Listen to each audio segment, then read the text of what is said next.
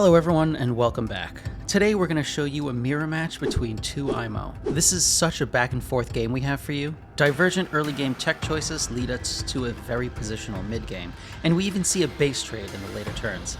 Let's get into it. My name is Ferrikster, joined by my co-caster Finite. Hello, I'm Finite. Here we have the February monthly championship in the Polysseum tournaments, which is the official Polytopia tournament system. This tournament had a $200 prize pool and featured the top 8 scoring players that month in an epic round-robin showdown. In this match, we have Vorce versus Anva, both top-tier players. Now, without further ado, let's have a look at the map. So Anva here is the south spawn. We have a pretty easy second and third and even a fourth city available. Resource-wise, there's not a lot of resource parallelity. Like we have 2 fruit in the capital and 2 animals, so very easy to level up her first base. Second base, not really anything, and third base, I guess, could be 2 fruits, so maybe an organization start. Could make an argument for going for a quick hunting and fishing, maybe, because that's what you would need to get the second base, but I guess it's really going to depend on what direction the first warrior takes to go. Right, he won't actually see the org until probably too late before he has to make that decision. Let's look at Vorce on the north. We see only 3 villages on his main landmass, which would, usually be a little bit of a disadvantage. You see in 2 separate locations, we have an isthmus connecting the players. For your geography fun fact of the day, the isthmus is a narrow strip of land with sea on either side, forming a link between 2 larger areas of land. It's also quite the tongue twister. In a gameplay perspective, it cuts the map into 2 separate sections where there'll be like separate fights in each part of the lake. That's going to be pretty important later on. Vorce has a slight advantage in the resource density with how many techs he would need in the early game to upgrade. You can see he could upgrade 2 villages with hunting, and the third one with hunting plus fishing, which he will need to get early on anyways to get into those lakes. That could be his path to victory, using those lower tech costs to control the lakes early, get quicker giants to pressure Anva into folding. All right, let's start rolling this replay.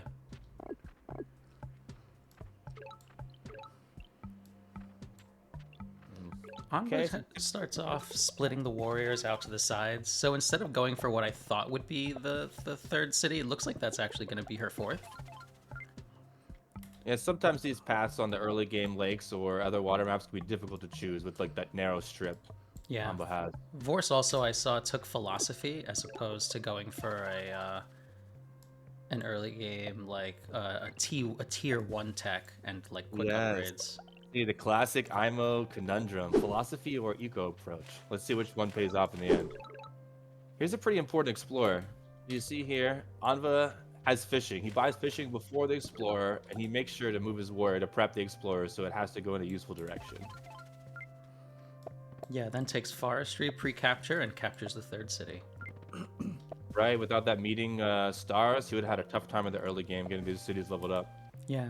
Did this monument just get put down on top of a fruit? Yeah, Vorce just crushes 1 fruit. Wow, devastating. Okay, let's see. Vorce's explorer gets kind of lucky with the isthmus. He did not know that was there, but he gets to see Anva as well. He gets nice vision inside his landmass. Oh yeah, that's really good. Takes fishing, which definitely would be needed since he's got all of this water on him. At this point, Vorce kind of has a sense of his landmass, and he realizes how surrounded by water it is. I like him actually going off towards the east first, right? As opposed to contesting center. You can see that fruit. There's a guaranteed city there.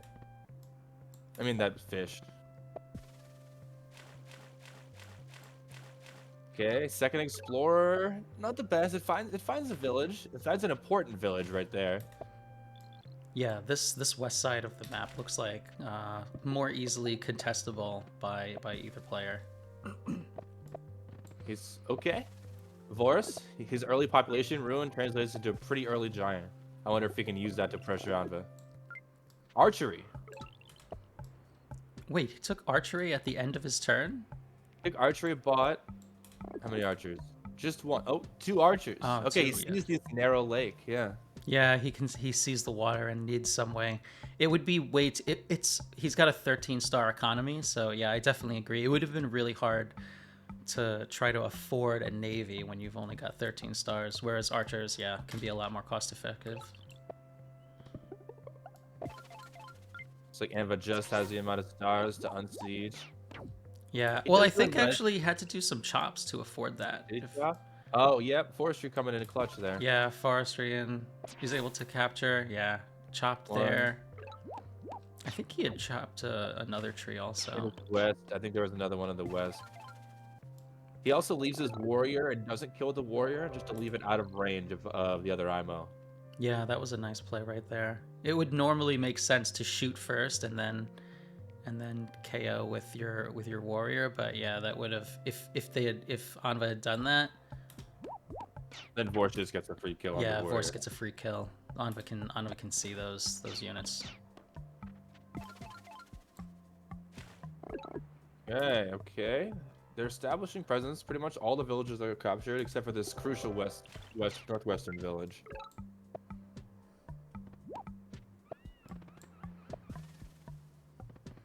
Alright, Anva's giant looks like it's only 2 turns later than Vorce, not too far. Yeah, not bad. The star income is pretty even actually, even though Anva's up 1 base. Looks like neither player really has a good way to contest this village. I feel like Vorce could probably just send his giant that way and use that as the tool to land this city. Yeah, it looks like Anva wants to play it slow. He knows if he goes for it, Vorce would kill him, so he has to hold back a little bit. Yeah, I mean that's a common thing that happens on these lakes maps. A lot of lakes maps have kind of a hemispherical divide, with like one player controlling either the north or the west or something, and the other player basically getting kind of splitting the map in half. I do like that port. You see in his capital, he ported his giant like 1 turn ago. Yeah, here. Yeah, it was a really inefficient port, but he knew that that he needs to get that giant onto the battlefield really quickly. If he tries to walk it, or if he takes the eastern path, it's going to take a long time for the giant to show any action. Oh yeah, it would add, because he'd have to go around. It would actually add 2 turns to the giant reaching this port if Anva didn't place that. Getting those giants out quick is really pretty important on these small maps. Yeah, I mean, with what this city has to it and with the available connections, it could still get another giant. So maybe the port won't be such a waste, but yeah, it definitely feels very inefficient, like you said. I think that'll probably pay off for him because now he sees Vorce's giant appears. He's very happy that he made that move. He backs it up though. Yep, he's gonna play the full defensive approach. He's playing it slow. Mm-hmm. Looks like Vorce choose to pressure the city. He's like, I'm gonna take this free neutral city first. Yeah, I mean, Anva has a significant base advantage right now. It's currently 6 cities Anva to 4 cities for Vorce. Right. Vorce also, I think, has with the text that they've chosen. Hello. Oh wait, no. There's no philosophy This is here. Anva's. This is Anva's side. Yeah. Yeah. I think on Vorce's side. Mining over Vorce, just having scouts. I think right now out. Oh, Yeah. Vorce Look at scouts, how much this tech cost difference is though. 11 Oh, yeah. stars for Vorce's navigation. Anva's costs like literally Wow, double 22. Yeah. It always feels good to get those stocks rolling. Yeah. Here, I do like this play by Vorce. You see, the only place that Anva could shoot his ship forces him to move his archer onto his city. So he can't actually create units for this turn. It's going to happen the next turn as well. Yeah, that's a nice little detail there. Preventing Anva from being able to fully use all 6 cities. Does he just leave this here? No way, right? Yeah, he leaves it. He leaves it, shoots it one more time. Let's see. Unbelievable. 1 HP. Yeah, he knew. He calculated. So after this, there's going to be 5 cities versus 6. So it's going to be, a lot evener than he can get. But he's still going to be down. The game goes forever. With Anva starting to spam out giants with his mining. Yeah, this is getting to be a lot of stuff over here for Anva. A lot of mines, yeah.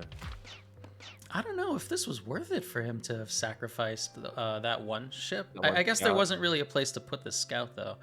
I mean, he could have moved it over to Put it the there. It tile would have been here and worth it. healed, Yeah. but yeah, I guess he really didn't want Anva to be able to produce so many units because of how many things are already being produced over here.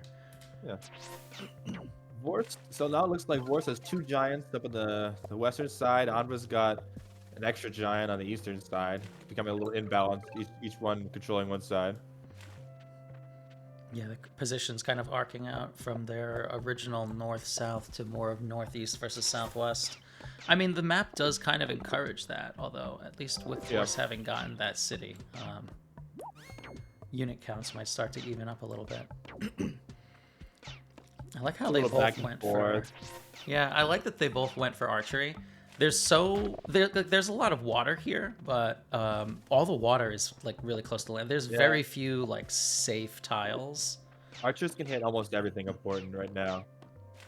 Yeah, I'm really worried about this island though for Vorce. Like this is under a lot of pressure. Right. Yeah, giants coming in now. He's got archers on the side and. Oh, he's gonna. Okay. All right, there we go. There we go. Vorce says no problem. He was not worried at all.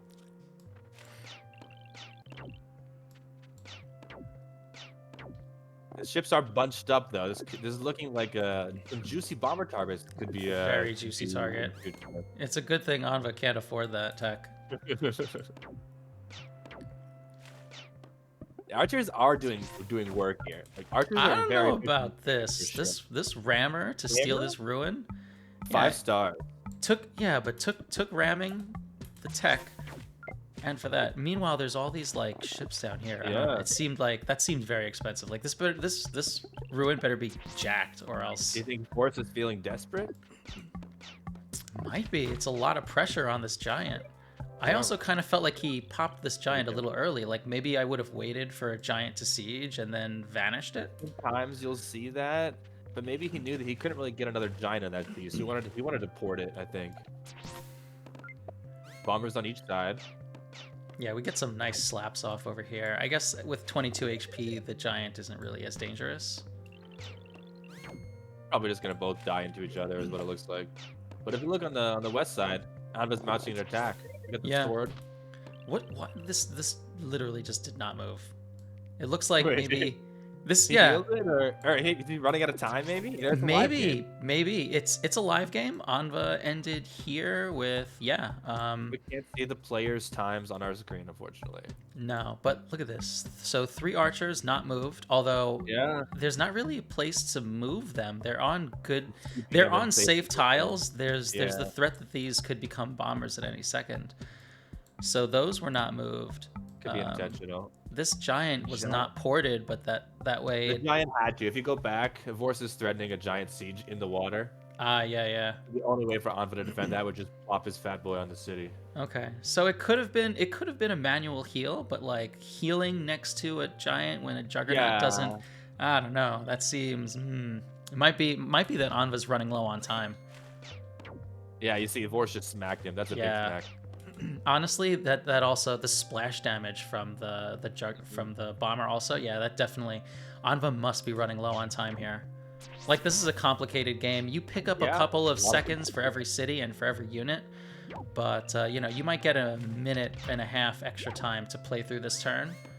To make all these calculations and make these choices that quickly, it's a tough job. It's stressful. Live games at the highest tier of gameplay. One little mistake can lose you the game sometimes. Ooh, look at this, yeah. Those bombers are doing work. Yeah, Vorce is pushing back on the east. I don't know what he's gonna do about this pressure on the west though. Right? This full health juggernaut, yeah. He's just actually keeping his giant in the middle of the lake. He's continually threatening that siege if he ever missed that.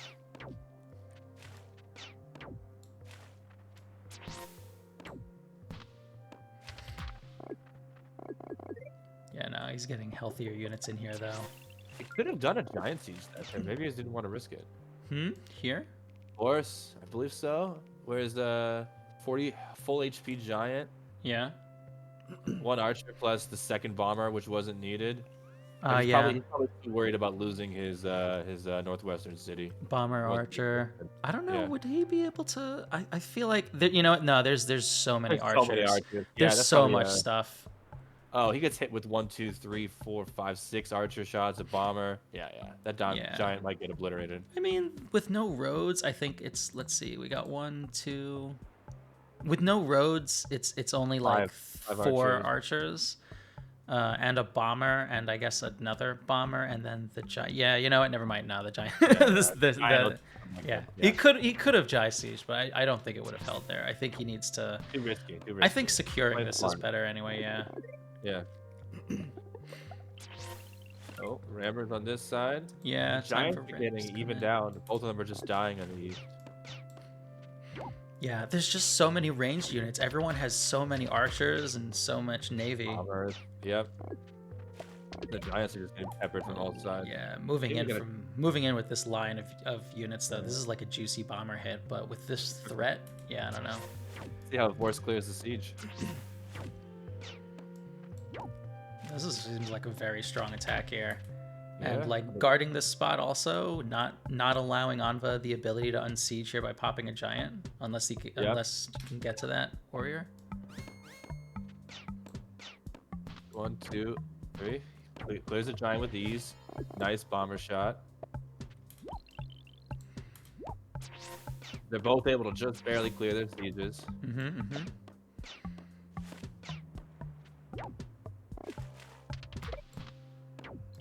Vorce did bring out his first mind bender. He's got the healing coming. Oh, look at that! Yeah. Yep. 23 turns, but it came.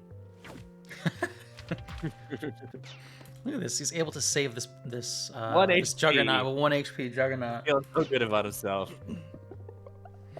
Okay. Takes mathematics, chops this city that he wasn't able to unsiege. Wait, what happened there? Yeah, he couldn't unsiege it. They both might lose the city. He had a bomber that was in range, but he had pulled it back. I think he had calculated that he'd be able to unsiege without it, and then turned out he wasn't able to. Because this bomber was injured and pulled back. Yeah, it was time pressure. So he loses this city, but if Anva's not able to unsiege this one, and I don't see how she can, I think he's going to pick it up. So we've got an actual base trade here on turn 24. That's fun. Let's see. The catapult's coming out. This is Vorce's philosophy shining. Without that, he's not going to afford these techs. Yeah, he has picked up a lot of tech. I'm going to look at their tech trees really quick just to see how much we've filled out here. Yeah, we're full on with like nav, math. I guess really only as far as ramming archery. Yeah, but he can afford things. 27 stars per turn, and his tech cost is 13. He can afford like he can afford an entire branch in 1 turn. What? Yeah. If he wants to. Let's see. Oh, he's got 1, 2 more giants. This is a big turn here. Yeah, he's getting beefed up in the late game. And he's got. It looks like he saved spots for markets possibly also. So he might be buying that. Yeah, he's pulling ahead on that front. Let me see what Anva's tech looks like. Honestly, pretty similar in that they've got. Also has 2 T3 techs and 2 like tier 2. Yeah. Actually, Anva's got like nearly the same kind of tech. Right now they're pretty equal, but as long as the game keeps moving forward, Vorce's shots will really shine. Yeah, because like 22 stars and 25 as income. So yeah, Vorce has really at this point more income and also a cheaper tech cost. So he's going to be able to pivot and add additional techs a lot more easily. So Anva is definitely back foot here. Aquatism will be for him either. He's got like 4 units in the water right now. Yeah, but like juggernauts with defense are so beefy. It's true. You know, as long as they don't get mind bent or something, you know, that would be bad, right? If you ended with an injured juggernaut next to a mind bender, that would not be ideal. I wonder what happens there. I wonder. Did he not have vision on that city all game? No, he 100% did. He just wanted to kill the bomber, the extra bombers. Oh wow. And this, I don't know if Anva has vision of the catapult coming in. Yeah, no. He's a sawmill though, so he can guess. Yeah, but he can't actually hit it. Definitely did not know there, and just getting chucked with those rocks getting chucked at him. Yeah, that's gotta be Yeah, we All right. got Road, another giant in. Yeah. That's gonna be market soon. Rider Roads, market's definitely coming, especially because it only costs 13. Right. Literally can afford markets and to place 2 markets in the same turn.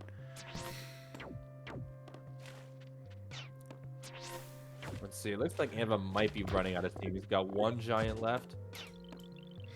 Well, Yeah. Vorce just replenished 3 more giants on the battlefield.